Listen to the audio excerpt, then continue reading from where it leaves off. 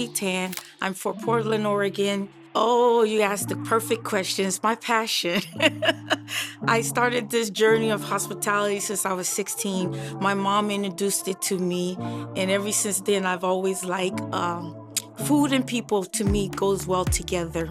I'm currently with NSMH as a Director of Community Service since I've been in the program, Hospitality Management Program. So I got to learn the industry even more. And also one of my favorite conferences I went to was the Hunter Conference. And I was talking about the industry of big hotels and the hospitality field.